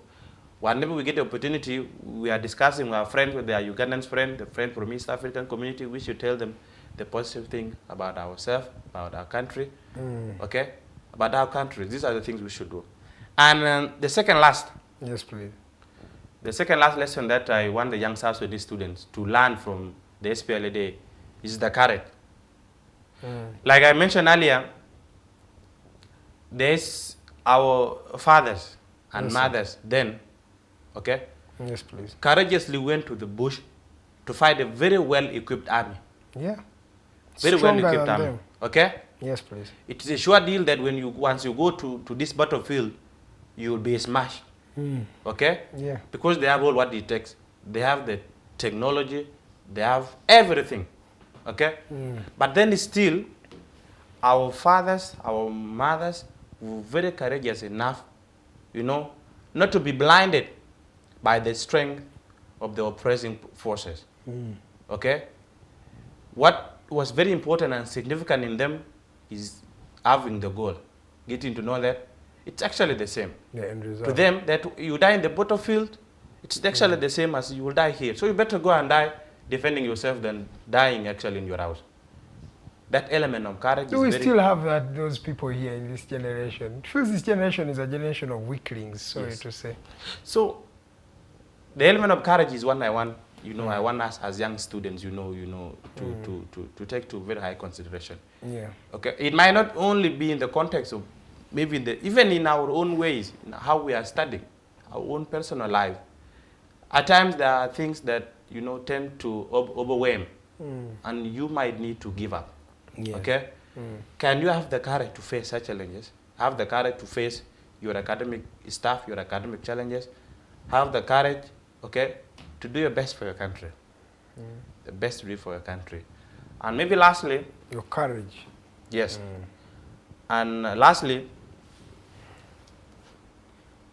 SPLA Day is a day, that tell us our history and heritage. Okay? That as South Sudanese, we're resilient people. Yeah. No matter the challenges that we're facing today as a country, we will rise up, we shall overcome them. So our South Sudanese students in Uganda and beyond need to take this particular day to reflect on our country's history, okay?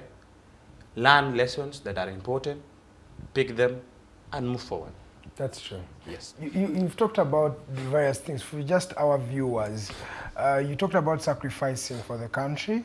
You talk about unity for the country. You talk about fighting illiteracy. You talk about patriotism. You talk about courage and also your history as a people of South Sudan. I also want you to comment about the income generation. How do you think as Africa, because I don't want to look at it from a South Sudan perspective, but generally an African perspective. How do we help these new people, these young people, us, me and you, how do we help to build money? How do we, to build wealth for ourselves? Because we can do everything, but without wealth, our country is also not going to be developed to some extent. So how do you suggest that in this day and era, we deal with the issue of poverty among our communities, because we still have very poor people, you know that. Some of us may be privileged to even have the decent electricity, but you have people who don't even have access to electricity, access to food. People are very, very poor in our countries as Africa. What do you think? How can we go about this particular issue, sir? Now, thank you very much. You have raised a very fundamental issue that we need to give a very, insightful examination. Yes, please. But before I give my view towards that, you see, what I always tell my South Sudanese students studying in Uganda here is that our fathers and mothers who fought for us to have an independent state has earned for themselves a name, and that name is regarding them as liberators, that they have liberated our country. Exactly. Now, to me, okay, what name do I want for myself? What name do I want the next generation to identify me for? Okay? And that calls for action, which I've actually talked about. Yes, you've talked about it.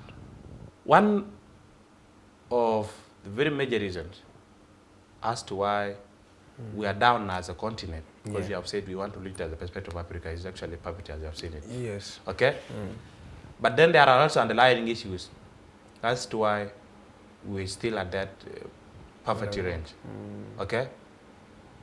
And one of those issues that I want to single out here is governance. Okay?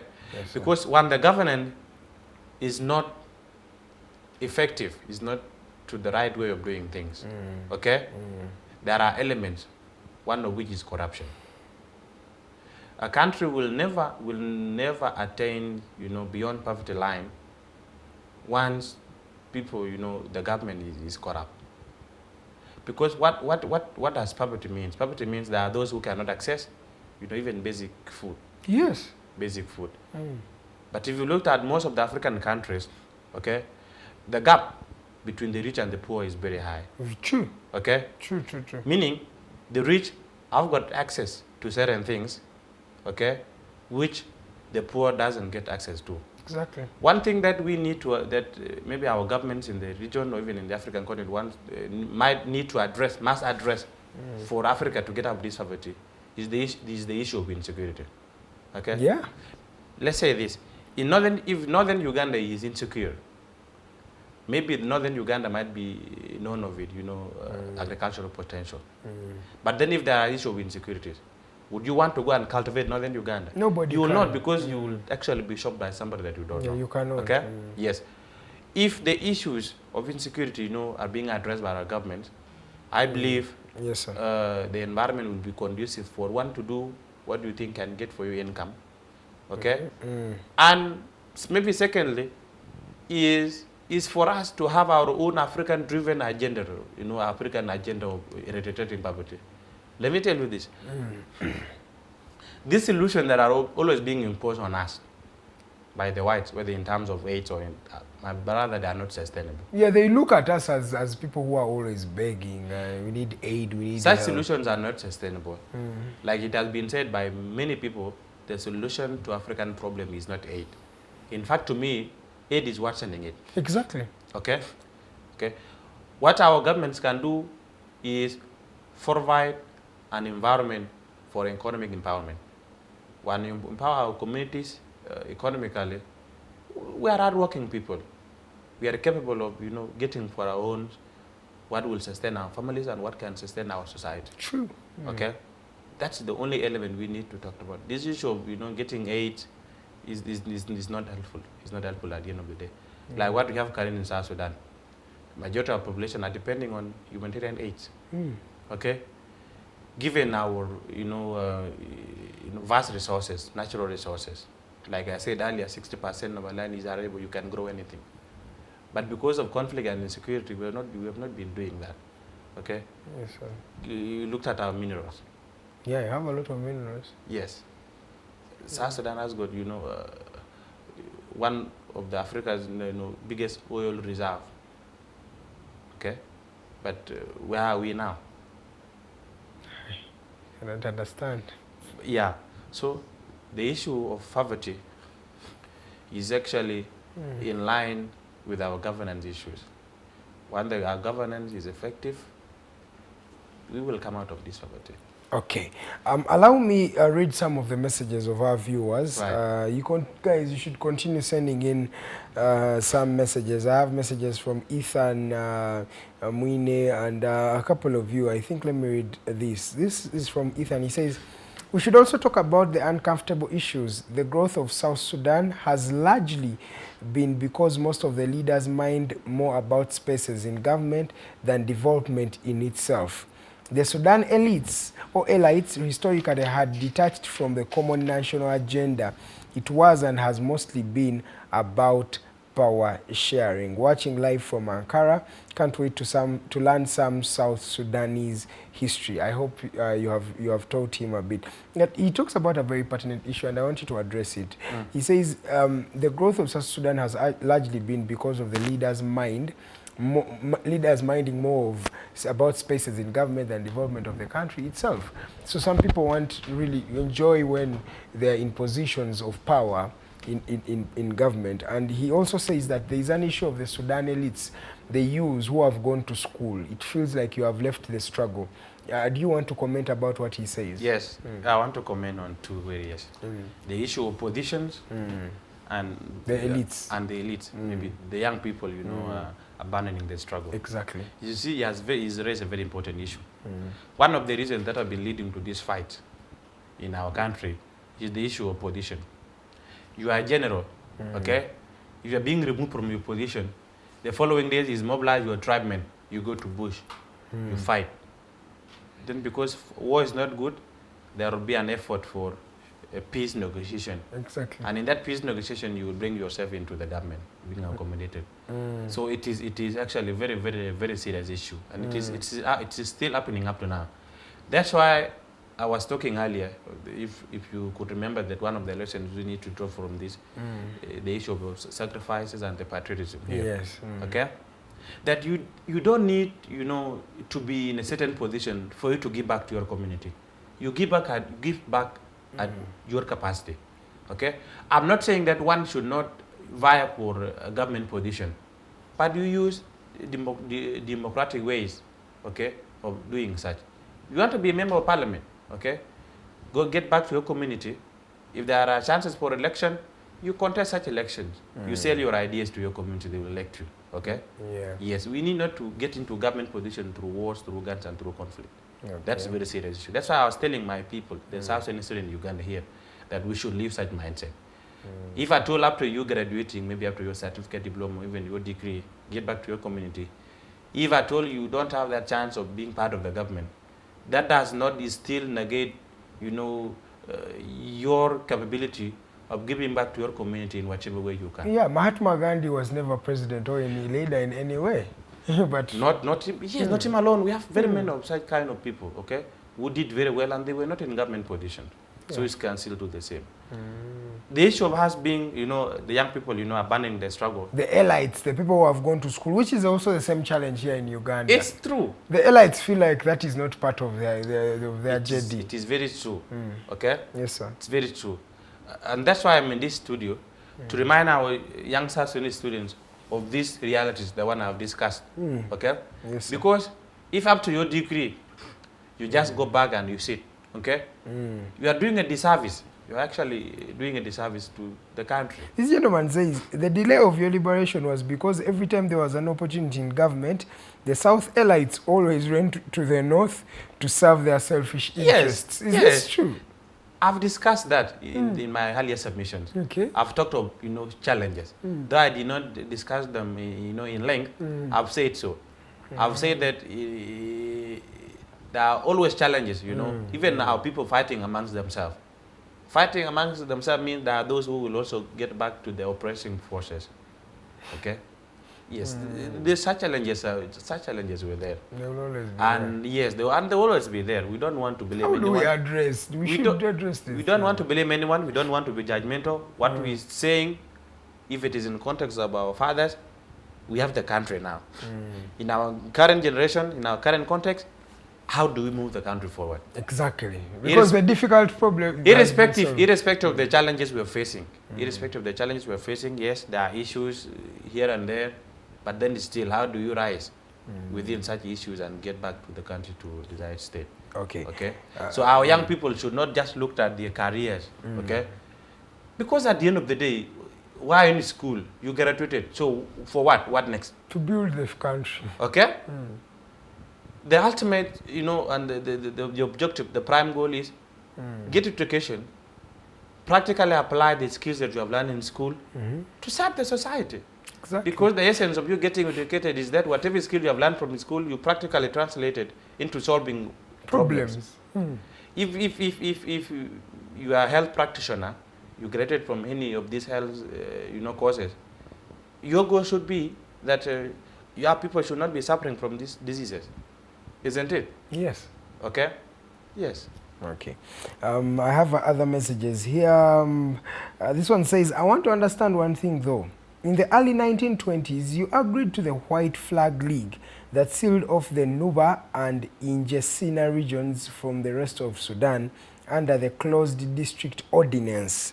This isolation seemed to spark the secession of South from the North. What prolonged this process for this long?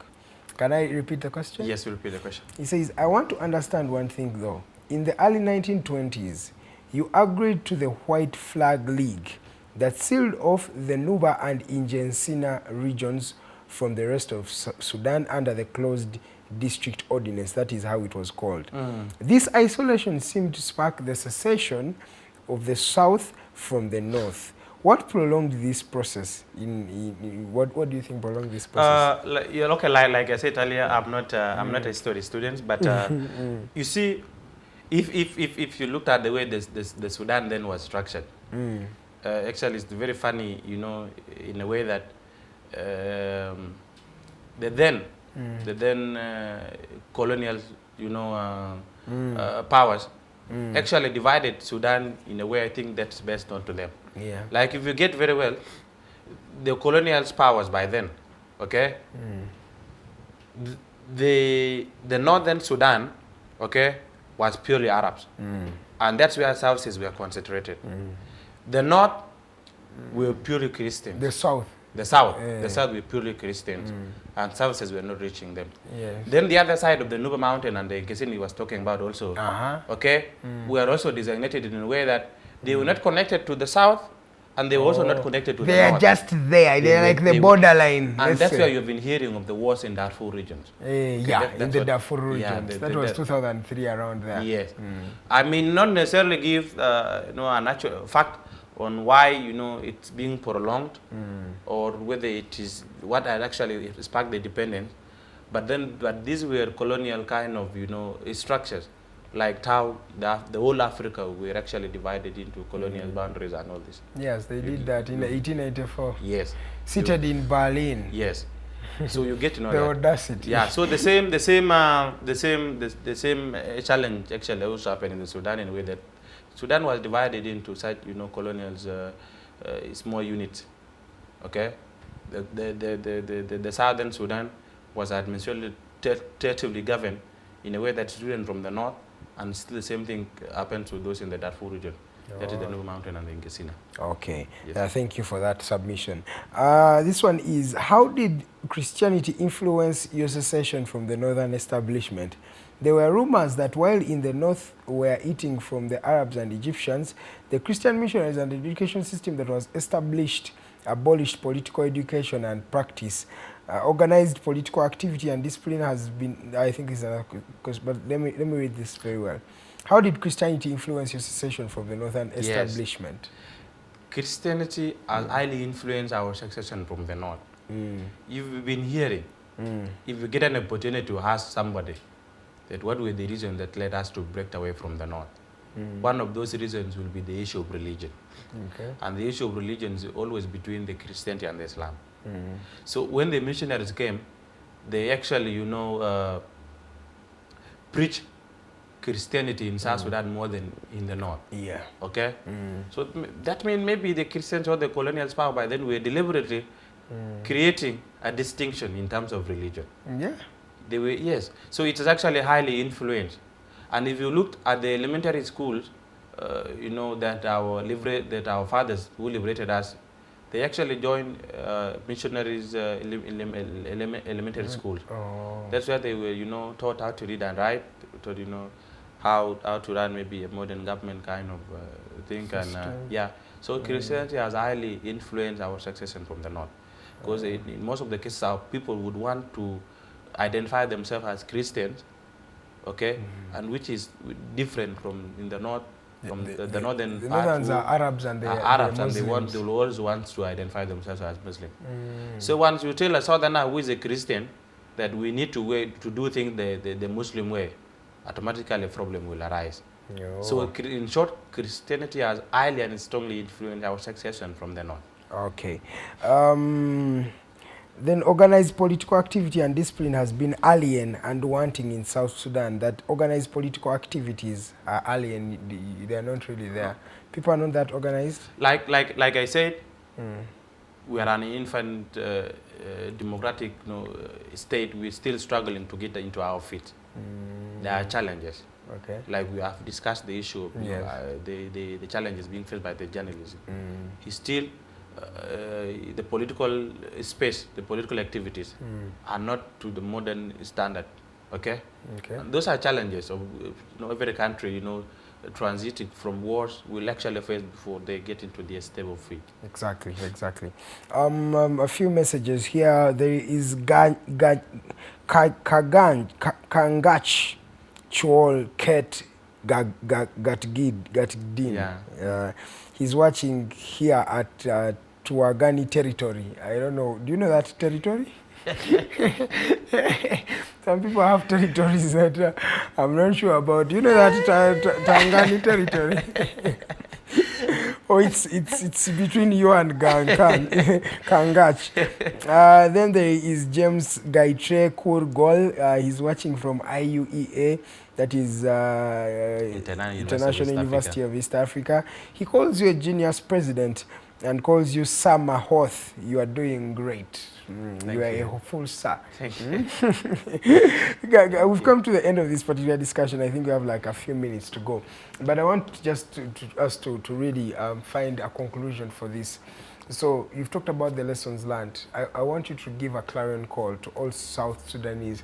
What are those messages that you would love to give them? What is your word you have to the people of South Sudan who are watching you here? Thank you very much. Before I give my conclusive remark, yes, please. I also want to thank my fellow South Sudanese students who have made their schedules, find time in attending and watching to this program. It is only when we are interested in our country's affairs that we'll get to motivate ourselves and get solutions that are affecting our country's problems. So my friends and colleagues, I want to say thank you very much. I know you are planning to go for papers. Most of the universities here are going for exam on 22nd. I'm wishing you all success and thank you so much for tuning in. My conclusive remarks will just rotate around the lessons that I've actually given out. The lessons that we as young South Sudan students can learn from the SPLA day. Like I said earlier, our fathers and mothers who went to the bush to fight a very sophisticated, well-equipped army by then with only spears, did the best and they liberate a country. They present to us the mighty Republic of South Sudan. So as a young person, I wanted to ask yourself, what do you want the next generation to identify you for? Can you do your best within what you have acquired from your schools? To do the best for yourself. Do your best for yourself and do the best for your country.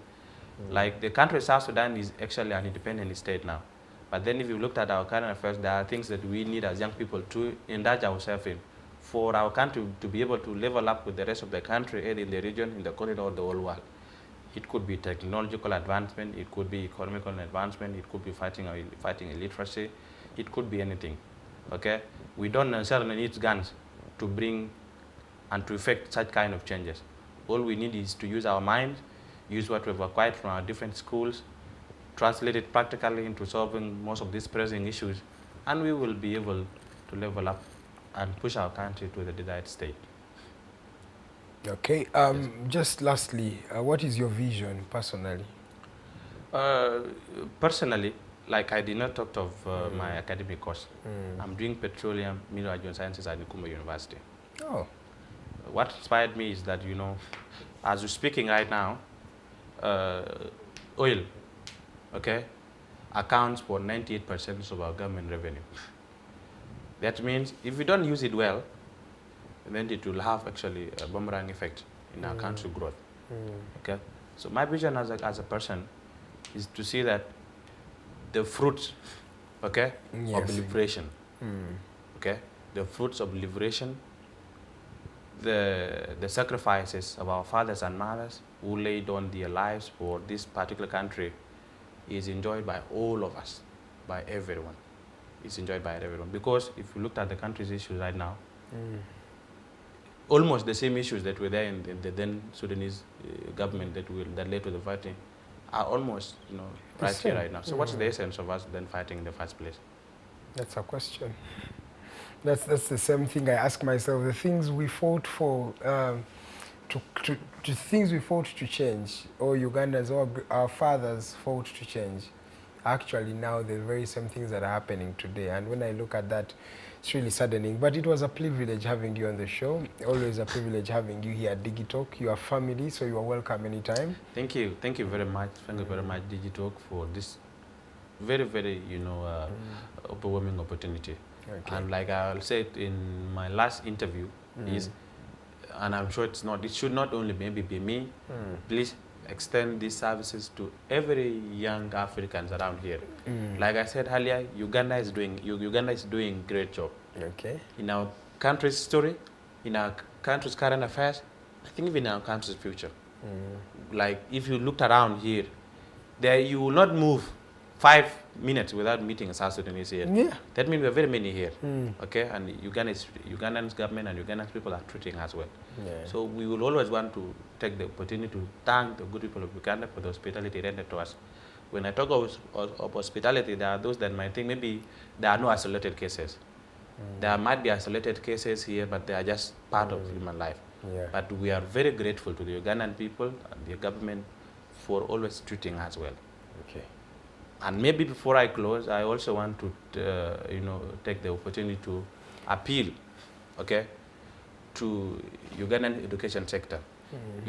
Like you said earlier, South Sudan is a full-fledged member of East African Community. And according to the East African Community Charter, each African member states, are supposed to be treated equally, right? But then here, there are some of the schools that are treating us as international students. There are those that are still, want the South Sudanese to pay as international students when we are young, part of this African community. We are. So I want to take also this platform to appeal to them. Maybe they need to, revise such policies, and they treated us as nationals because we are also part of this African community. Okay. No problem. Thank you so much, sir. Any hobbies you have that they should know about? We currently don't have office here. But currently, if you are looking for us, you can get us at the office. I'm saying hobbies, like things you enjoy. Oh, all right. I thought you were talking office. Yeah, I like reading. Yeah, I read not only my academic stuff, but I also read beyond that. Okay. Yeah. That's a very good hobby. Thank you. Some people's hobbies are to drink.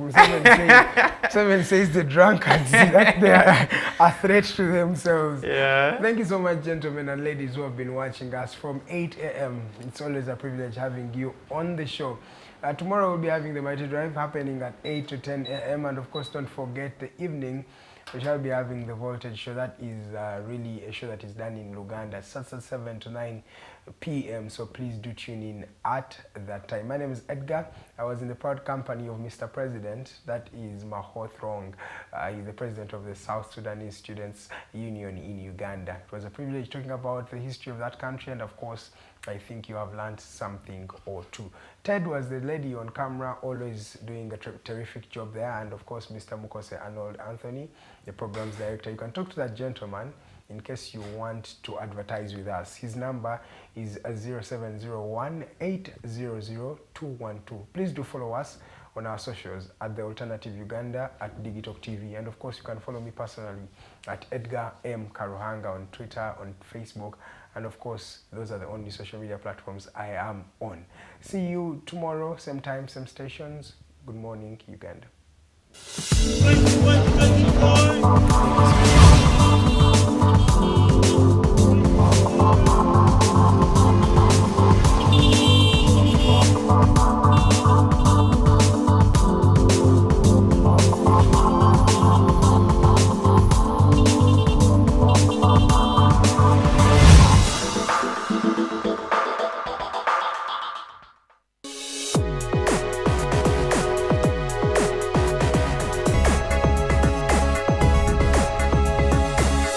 The Alternative Digitalk. Real issues, real talk.